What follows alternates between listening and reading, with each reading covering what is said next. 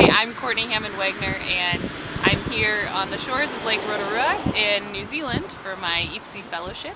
Hi, I'm Brianna Boaz. I'm originally from Seattle, Washington, and I'm currently a PhD student at the University of California, Berkeley in the Department of Integrative Biology.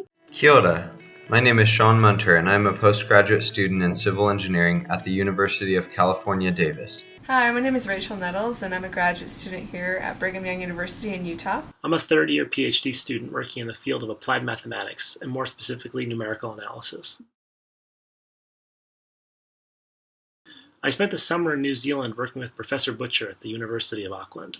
The broad aim of my research is to develop efficient time integrators for solving stiff systems of ordinary differential equations.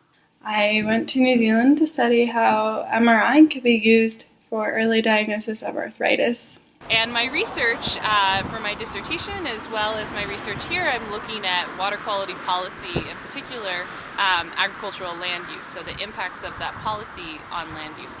Yeah, so we're here in Milford Sound, the famous iconic spot of New Zealand. Here to do some field work, really excited to see what we find. Yeah, so we're going to be heading up to the snow plateau up behind this beautiful waterfall. There's the Mount Tutiko Glacier, and yeah, we're excited to see whether we can see impurities in snow from wildfires from Australia and helicopter emissions, and whether or not there's anything in the snow that might be changing the surface albedo and enhancing melt. So we're really excited to go and see what we can find. Yeah, so we're here to look at impurities in snow, funded by the Royal Society of New Zealand and the National Science Foundation, based at the University of Otago, looking at how helicopter activity affects snow impurities and also bushfires from Alaska. You can tell it's a really beautiful spot, but yet we still have impurities that enhance snow melt and change the albedo of the surface. So we're excited to see what we find here. I'm interested in how fungi interact with living plants and the mechanisms they use to decay the wood of dead trees. We isolated over 35 unique fungi from root samples, approximately 25 of which appear to be undescribed species, and found that several of these endophytes strongly inhibited the growth of the pathogen. Today, my adventure is driving a stick shift on the wrong side of the road with my opposite hand. So totally know how to drive a stick shift. It is a little different shifting with my left hand. So that's today's adventure. Achieving results in the limited amount of time that we had to work was the greatest challenge that I faced. There was almost no room for error and few opportunities to troubleshoot problems with experiments. One particular problem that I faced was that several of the endophytes grew very slowly, so that I barely had enough tissue to work with at times, and had to exclude some of the fungi from experiments altogether. Participating in EAPSI came with its share of challenges. First, there is the challenge of living and working in a new country. It took a while to adjust to the time change and the new culture, to figure out accommodation and transportation, and to get settled in at the university. Being far from home and away from friends and family can be hard at times, but I was thankful to develop great relationships with my office mates. Trying to do a research project in just 8 weeks was also difficult. My work plan changed early on and I wasn't able to get as far in the project as I had originally planned. Each of these challenges was a chance to grow and a lesson learned. I chose to go to New Zealand because New Zealand has some of the best technology development in the MRI field. Specifically, I got to work with Dr. Patrick Galvosas at Victoria University of Wellington in the School of Applied Physics and Chemistry. The EAPSI program enabled me to connect with a world expert who helped me understand my thesis work at a much deeper level. The program also guided me through the process of initiating and conducting research with an international collaborator, something which I really hope to do more of in the future. I developed personal and professional relationships with great people, learned several new skills and techniques that I can take with me, achieved interesting results in a very short time, and got to see things that can only be found in New Zealand. Some advice to the future NSF EAPSI fellows would be to establish your expectations with your host promptly.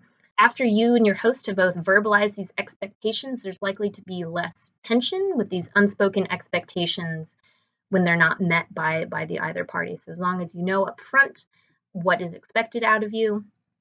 Should be good. Also, the 8 weeks will pass by very quickly, so it will be very helpful if you're able to convince your host to start working remotely before you arrive in New Zealand. If you're not able to do this, plan on taking at least a week or two to settle in and absorb your host's ideas and perspectives. My advice to future fellows is enjoy it. You have 90 days. Don't spend it all in a lab. Make great friends with the people you're going to work with. They're going to be your best allies, but also make friends with the people who live in New Zealand. Advice to future EAPSI fellows is to really put in the groundwork before you arrive in country. This was really key for me in order to get on the ground running with my research, is making a number of contacts and reaching out to them. It's led to new collaborations that have come up while I've been here, and hopefully future collaborations, so I'll be able to return and continue to work down here. I guess advice that I would give to future EAPSI students is don't be afraid to just go for it.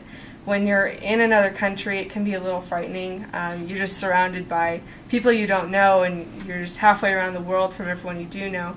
But don't let that stop you from just having a good time and really, going places and having these experiences that are really invaluable. I mean, it just really improves your education, makes you a more rounded person. So just don't be afraid to have an adventure and just go for it.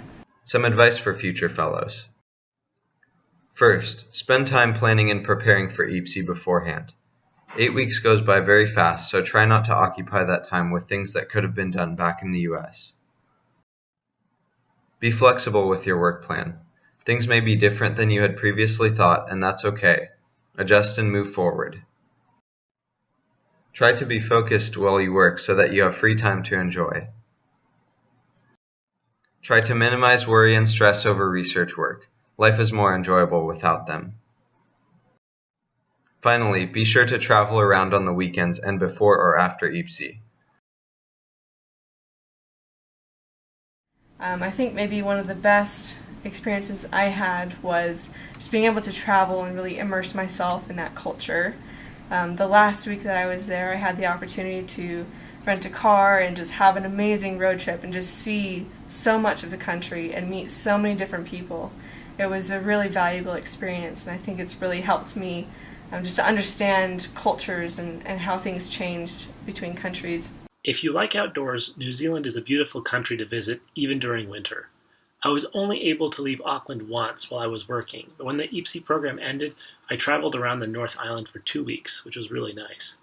If you're in the North Island, I would recommend visiting Tongariro National Park, the Waikato region, and if you're in Auckland, make sure to head up to Mount Eden. One of the misconceptions I had about New Zealand was that it was a really small country, and it would be easy to travel around. Give yourself more time to travel than you think you're going to need. Come early, stay late, give yourself plenty of time to drive around. A lot of the things that you're going to want to see are about 6 hours apart. So while it's not as big as the United States, it's still pretty big. So give yourself 2 weeks to see it. It's a whole country.